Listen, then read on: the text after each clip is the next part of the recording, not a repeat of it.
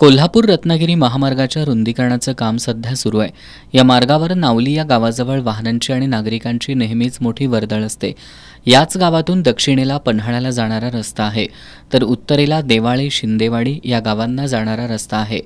केडीसीसी bank आणि महावितरणचं कार्यालय नावली बसस्थानकाजवळच असल्यानं या बसस्थानक चौकात लोकांची मोठी वर्दळ असते। या महामार्गापासून दक्षिणेला नावलीची प्राथमिक शाळा आहे, तर उत्तरेला थोड्याच अंतरावर देवाळे हायस्कूल आहे। या हायस्कूलला परिसरातील 7 ते 8 गावांमधील विद्यार्थी येत असतात। त्यांना हा महामार्ग ओलांडूनच यावं लागतं।